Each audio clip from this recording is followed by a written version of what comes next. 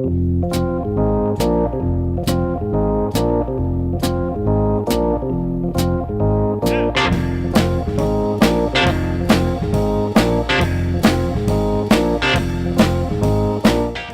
to the Two Blokes Chatting radio show on 94.7 The Pulse. Music, interviews, news, and, well, Two Blokes Chatting. Now, here are the two blokes.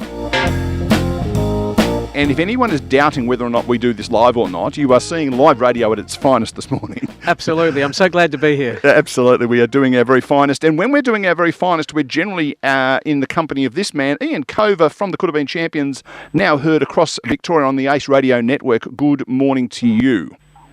Good morning, Neil. And hello, Grant. Great to have you on, Ian.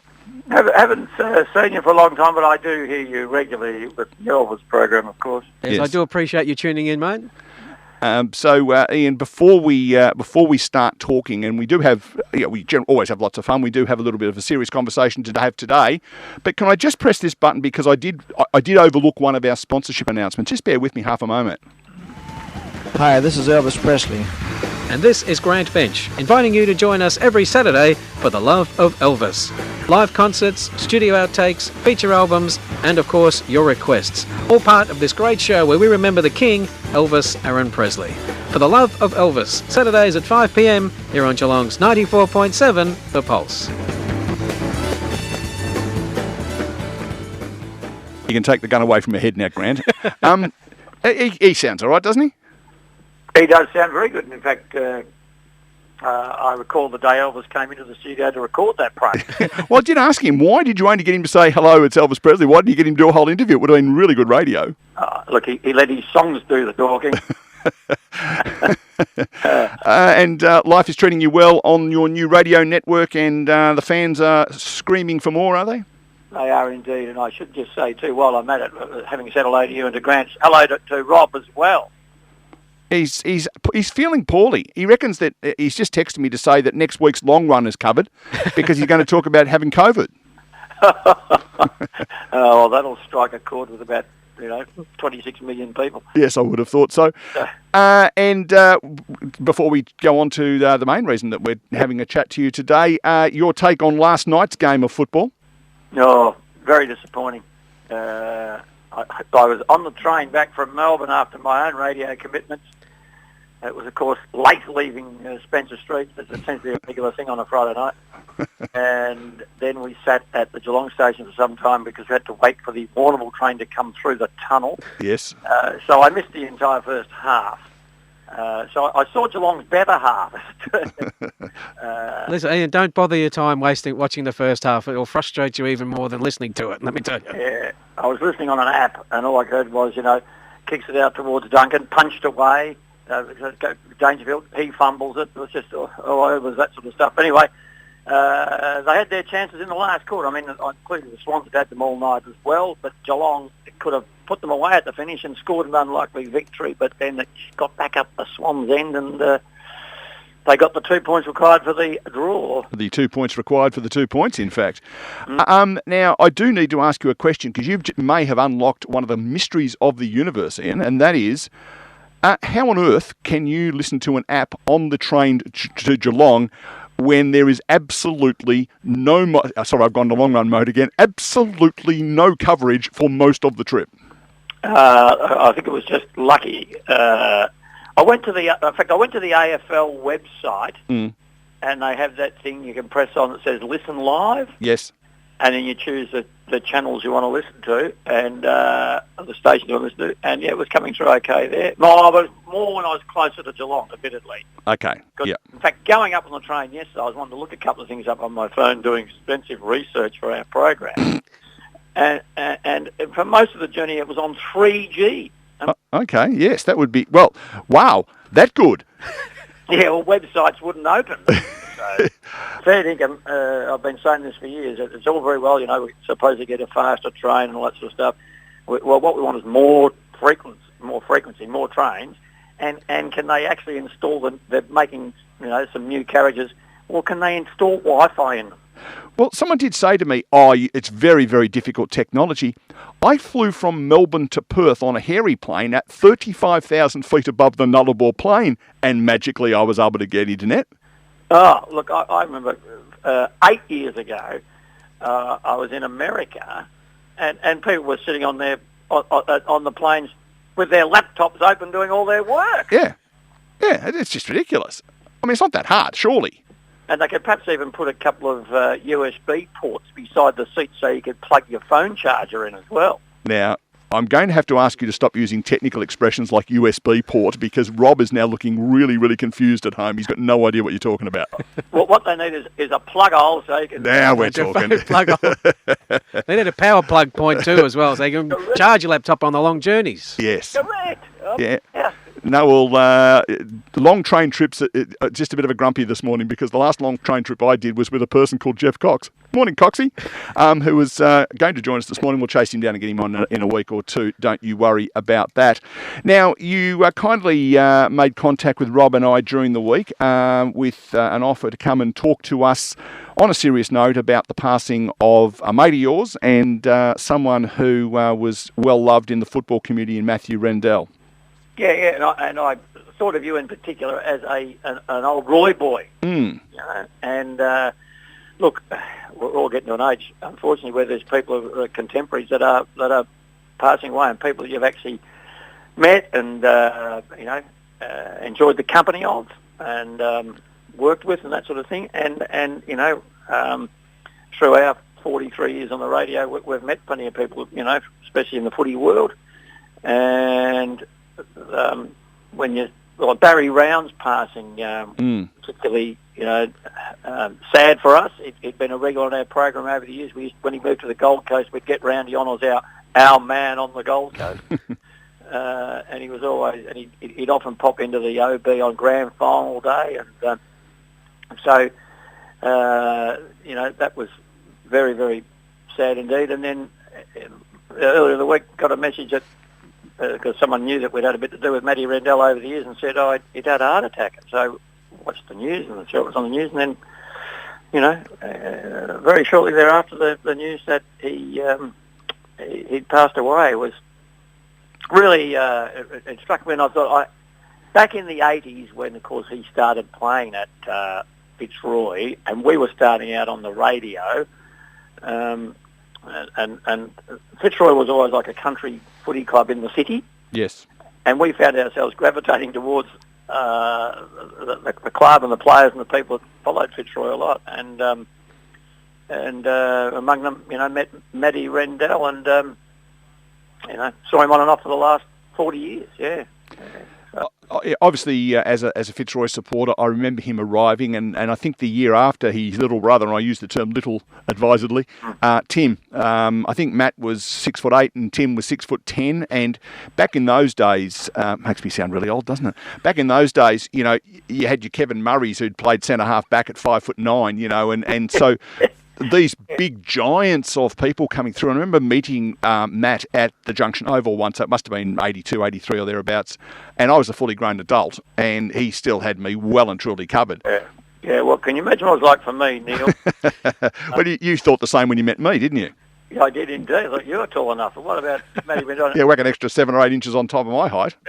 And among this, we were reminiscing on our program on the Coodabeen yesterday afternoon, which is on the 3MP app, if you want to hear the collective tributes to Matt. And one of the stories I shared there that I'll share with you and your listeners again this morning is Greg Champion, of course, wrote and recorded the song "I Made 100 in the Backyard at Mum's," yes, which became something of a minor hit and became a bit of a signature tune for Champs. And so just decided to make a film clip to accompany it. So this is back in about 85 or something. And so enlisted all these minor celebrities we'd met in our working lives to that point, such as Darren Hinch and Andrew Peacock. I don't know how he got in there. Donald Dale Barassi, someone rounded him up. So there were all these people in the backyard where we filmed the clip. Dipper was there. And then He's a hood, isn't he? I know Dermot Brent was a hood, wasn't he? Yeah. And so some of the Fitzroy boys. So Matty Rendell turned up, and this is the first time I think I'd met his brother Tim. You say was even taller than him. So anyway, filming finished, and I was standing around having a couple of cans in the backyard of this location. And my wife turned up to pick me up, and on the way home in the car, she said, "I don't want you knocking around with those Rendell blokes anymore." I said, "Gee, I only had a couple of cans." And she said, "No, you look ridiculous standing beside." I was allowed to associate with them as long as they sat on a basket. I wondered why you haven't spent a lot of time in here with Rob and I. That'll be the reason. You don't want to be seen with people who look ridiculous. And so, make me look ridiculous. Oh, even worse, yes. So, and I remember a couple of times, like, I think Fitzroy at one stage, you might recall this, Neil, as the word nomadic was always put in front of the word Fitzroy. Yes. And they were nomadic not only in where they played their games, but also where they socialised. And at one stage they had an arrangement with the Bulleen, was it the Bulleen Country Club? The sentimental bloke. No, it was a country club. Oh, yes. No, that's right. They had, I think they had something going with the Bulleen Country Club. Then they moved across to the sentimental bloke, which became known as the Manningham Club. That's right. Well, I remember, again, as it was either Matty Rendell or Scotty Clayton, who was his great mate, and they said, we've got the old pleasant Sunday afternoon to raise money for the players' trip fund. Remember, they always had to raise That's right. to the Gold Coast. Yeah. So, anyway, we went out. It was an early Coodabeen's live gig on a Sunday afternoon out at Bulleen, and Matty was sort of in charge and all, and I think we got him up on stage, and we might have dressed him up as a woman at the time to add to the fun and games of the afternoon. And I had a list of things about Matt Rendell, what made him such a good sport and a good fellow. Well, that was one, that we got him to dress up as a woman one afternoon. There was a great group of women who were supporters of the Fitzroy Footy Club called the Lionesses. Oh, yeah. And they were just loyal and fanatic. Anyway, and each year they would sponsor a player. And one year they sponsored a young fella called Peter Burke. Yes, Berkey was his nickname, surprisingly. Yeah, he had blonde hair and rosy cheeks. That's him, yep. Yeah, a terrific young fella. I think he wore the number 26. You might be right there too. So one year, Gil Tucker, the actor, was heavily involved as the Roy's, and he used to help them out with their functions. He rang me up. He said, "I'm hosting. G'day, Ian. It's Gil Tucker here." He said, "Yes, Senior Sergeant O'Reilly." On the front counter on Cop Shop. That's it. With Terry Norris, another one that we sadly lost in the last 12 months. Yeah, so Gil rang up and said, "I'm doing this thing. Can you come and give me a hand?" You see. So Gil and I wrote this little skit in which, of course, they loved Peter Burke. We took a bit of poetic license, and Peter Burke rode triumphantly onto stage in front of all the Lionesses astride a donkey. And the donkey was Matt Rendell. So we thought that endeared us to him. We were prepared to dress up and join in the fun, which was just terrific. And then the other great story was in 1985, and this was actually recorded in our book, The Coodabeen Champion's 40 Footy Seasons, that came out in 2020, and it's available through Wilkinson Publishing. Nice. Well played. Got that in nicely. Yeah. And on page 33, we talk about when we staged Footy Aid. Mm-hmm. It's remarkable to think that in 1985, the crowds were down, the AFL, VFL then was about broke. Footy was on the skids. Mm. Inspired by Bob Geldof's Live Aid, we decided to stage Footy Aid, and we picked out Fitzroy hosting Geelong at Victoria Park late in the season. And because there was going to be no one there, that none of the food stalls were open in the outer, so we carried a barbecue into Victoria Park and set up a barbecue behind the goals at the Yarra Falls End and cooked up 200 sausages for the crowd that populated the outer. That's a fantastic story, isn't it? It is. At Victoria Park, Fitzroy playing Geelong. Yeah, because that was our home ground for a while. And yes, Another new for the nomadic lions. because of course the thing is that you were able to get people to come back for seconds. That's with the 200 sausages. That was the thing. And anyway, they were kicking down, and when they were coming to our end, Matty Rendell was standing in the goal square. I don't know whoever the Geelong fullback of the day was, and his nickname was Bundy. Mm-hmm. So if you just called out Matty, it could have been anyone in the crowd, but if you called out Bundy, you knew it'd be someone that knows him. So we've all yelled out, Bundy! So he puts the hand up to wave to us from the goal square, and then he brings his hand down and puts it up as if he's shading his eyes, into the sun. Next thing, the runner comes out, and he tells us later that Parko sent the runner out and said, would you stop waving to people in the crowd and concentrate on the... He seems a no-nonsense sort of fellow because his opinions in the media have been worth listening to, haven't they? Yeah, they haven't. In fact, we were just going back through our archives yesterday, and in 2010, which is now 13 years ago, we had him on the show, and Gold Coast and GWS were just about to kick off, or had kicked off, and he came on as a leading recruiter and said, I can't believe, he said, I'll tell you, how are they going to go? Matty said, so I'll win the next 10 grand finals between the two of them. The concessions that have been given are just outrageous, Made the recruiters for all the other clubs very difficult. Yeah. He got that wrong. They got that wrong. Well, one of them made a grand final, I guess. So. Yeah, but no, it's... and I think the thing is, too, there were a lot of... footballers in the 80s and 90s who had really high media profiles, and being Fitzroy, and it sounds a bit like a whinge, but Fitzroy didn't get that level of profile because, occasionally you'd get 10 minutes on the winners one game every 5 weeks or so. And so I think had he played, and it's an old saying, if he had played for Collingwood, he would have been a superstar. And absolutely. He was, and I guess the player who comes to mind that he's the most like in the way he moves, he's a little bit Oscar McInerney, like big, lumbering, not deceptively quick. You don't realise how quick he was, but he was all arms and legs. Like he wasn't like a Max Gawn, for example. No. It's not, he wasn't unco, as they'd say, was he? No, but gave a fairly good impression of it. But he could go forward. Yeah, absolutely. And I think isn't there a famous game at the Junction where he went forward and kicked 8? Yes, he played that now.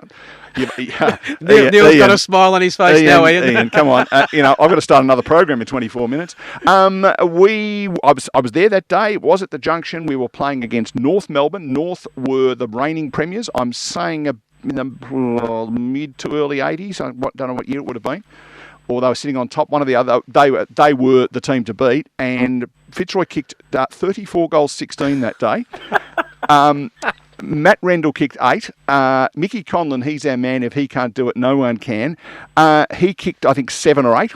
And it was just an absolute bloodbath, and not bloodbath, a whitewash, let's call it that.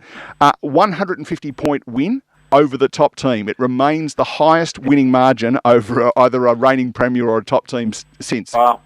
Yeah, when they were on, they were fantastic to watch. Because that's probably about 83. I bet North might have been up the top, you're right. Mm.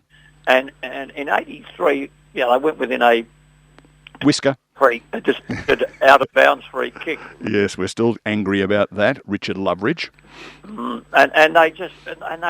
they played beautifully on the Junction Oval too, didn't they? What a magnificent surface that is. Yeah, all the skills on display and stuff.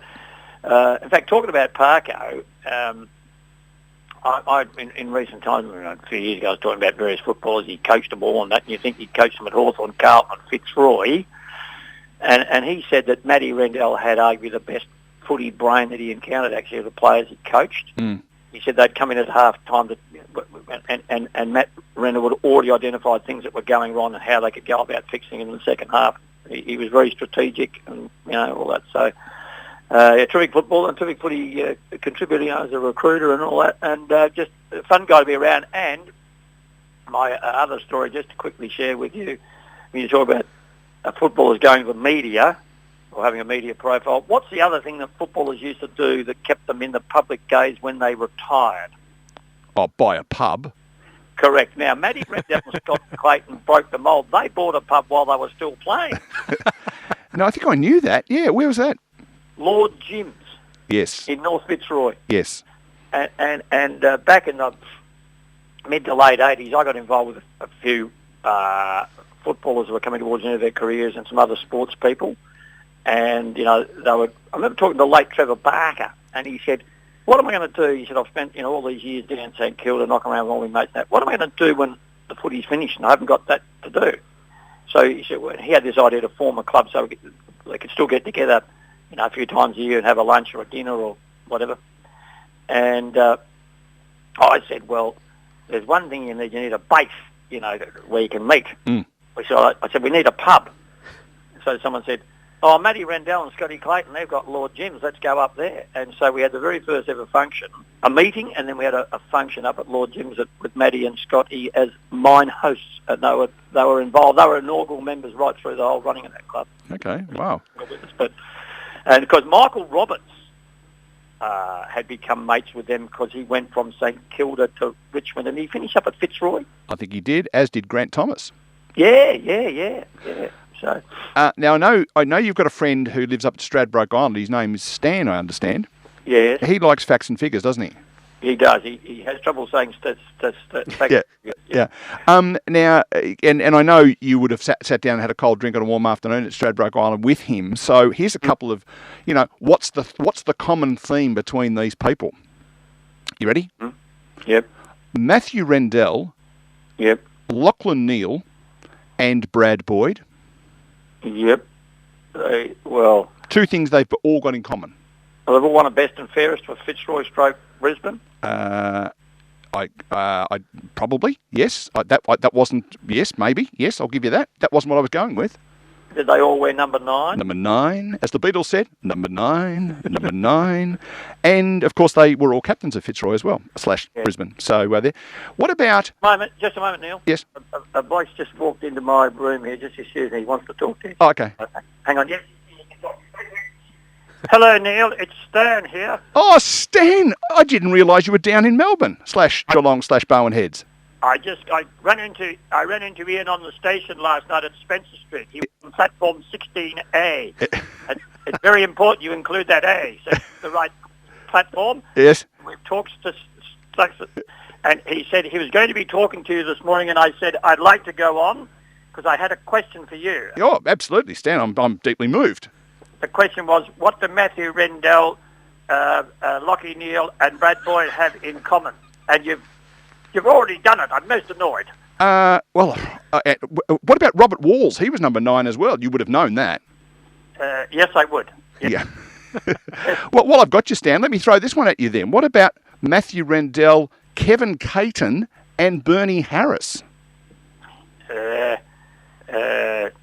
Kevin Caton was the lead singer for the Fine Young Cannibals.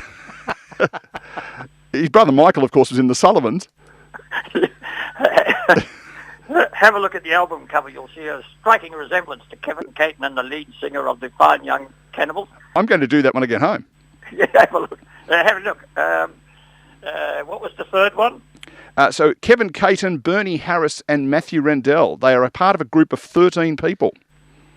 I'll have to take that on notice. Well, would you like to get your exercise book? I'll and write this down because you might be able to use it with those guys on the Coodabeens because they're not terribly knowledgeable.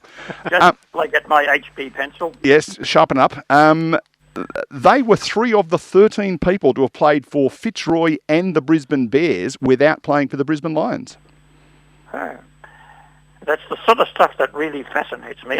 You brought it up with me. Of course, there were 2 who played for all 3 entities in Alistair Lynch and Scott McIver. Wait till I share that with the Coodabeens. They'll wonder where I get this stuff from. Well, happy to provide any information we can help you with, Stan. It's a thrill to have you on the program. Thank you. I'll hand you back to Ian now. Very, very kind. And Grant? Yes, mate? I'm an Elvis fan. I'll send you some facts and figures about Elvis. I would love to read them out on the show, Stan. It's great to have you on part of the show. Thank you, Grant. I'll be off now. Here's Ian.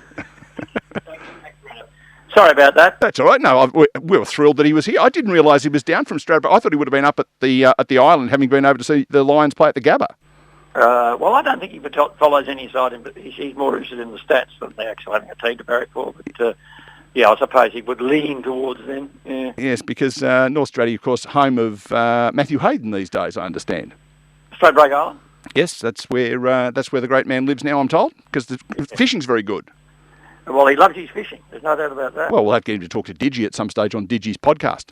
Yeah, right. Good point. Yeah, Ian, we should let you go and do whatever you were doing, and I'm assuming you and Stan are heading out for lunch at the Barwon Heads Hotel or somewhere, are you? Yeah, I'll take, yes. Yeah, I might just lose him in the front bar. Drop him back at the South Geelong railway station and let him find his way home. I just looked at the time and thought to myself, I don't know what I'll do now because we're coming up to the designated time when I was going to talk to you. Yes, well, would you like us to bring you back and we'll talk about something else? Thank you for being flexible. We'll chase down Coxie and get him on another day, but we absolutely appreciate your time and very kind of you to arrange for Stan to be part of the program. That'll be going into the annals. And most of all, thanks for the opportunity to come on and talk with you, especially, and Grant as well, but especially you as a Roy boy, Neil, because he's a terrific fellow, Matty, and of course all our thoughts and condolences are extended to Matty's immediate family and all his friends in footy and beyond. Yeah, and the young fellow who's running around, is it James that's running around with Frankston? Yep. So all the best to them. Our thoughts certainly with the Rendell family. Thanks, Ian. We will no doubt chat to you another time. No worries. Thanks, mate. See you, Grant. See you. Cheers, Ian. Thanks for the time.